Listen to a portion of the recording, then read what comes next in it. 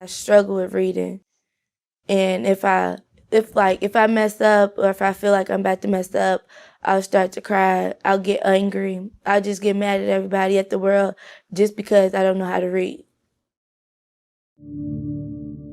What happens to you when you can't trust your own brain to take care of this for you? I mean, what are the kind of defense mechanisms you might develop? You know, attention problems, impulsivity, acting out, being the class clown. Anything is better in many ways for your self-esteem and for your sense of well-being than believing that you can't trust yourself to even process the information in your world. That's very scary. I think the main thing to emphasize for anyone who has worked with a child or with an adult who has a reading problem, either is low literate or is just struggling with reading, is that it's very apparent that the lost human potential, the lost self-esteem, that's the most poignant. And in the end, it's the most significant, because the loss in self-esteem and is what leads to a whole host of social pathologies.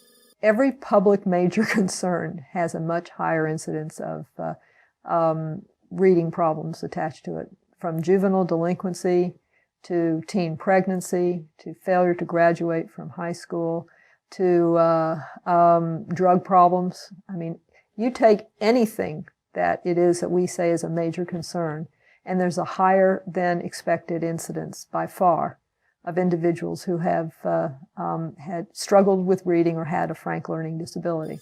And there is a line to be drawn between low literacy skills and those social pathologies. Like the teacher would ask me to read something, and I would read it and I'll get a wrong word or I'll go too slow and they'll make fun of me. I feel like beating the crap out of them. Shame is handled by the public, from children to adults, by avoidance behaviors, making noise, clowning, later on in life taking drugs and alcohol. Or it's handled by being aggressive, angry, fighting with someone, showing that you're better than somebody else. It's really not socially acceptable to be ignorant and to not know the appropriate response. However, among one's peers, it is okay to be a bad boy, or typically boy. One day, we were doing where everybody was, we had to go in a circle to read, and all that, and I had a straw. I got some paper and got a spit wad, and I threw a spit wad at the teacher. I got in trouble, and I was like, I don't have to read no more. I'm like, good, yay. I didn't have to read no more.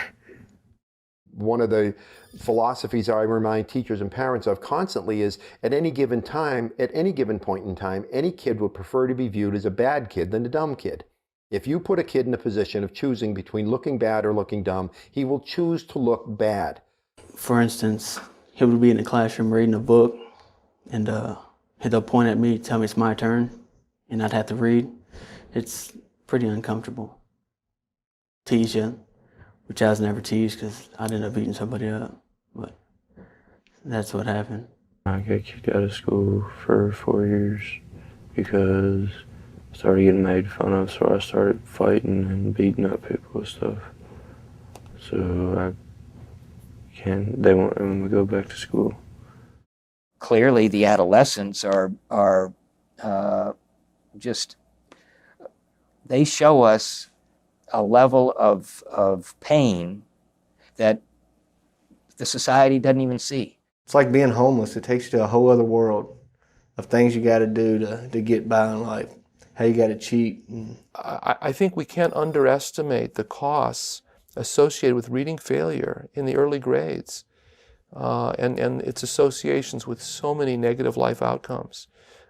Incarceration and involvement with the juvenile delinquency system is just one of those negative outcomes, but it's also probably one of the most dire.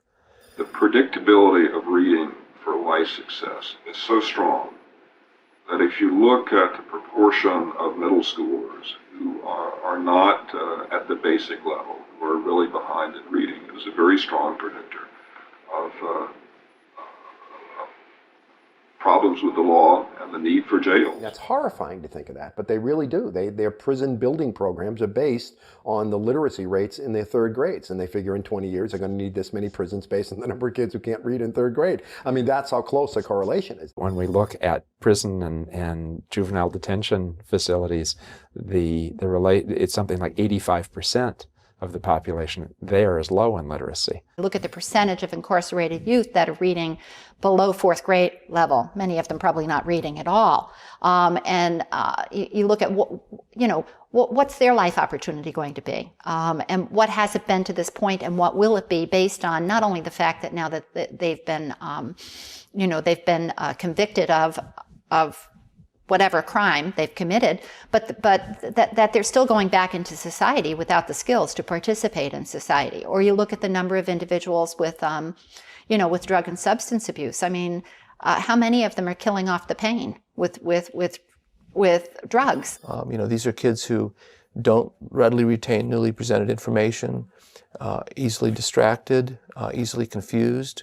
They've experienced school failure, and so we respond to their failure, and we respond to their transgressions in the community by depriving them of liberty and by not providing them with the habilitative services that they need, including education, including reading.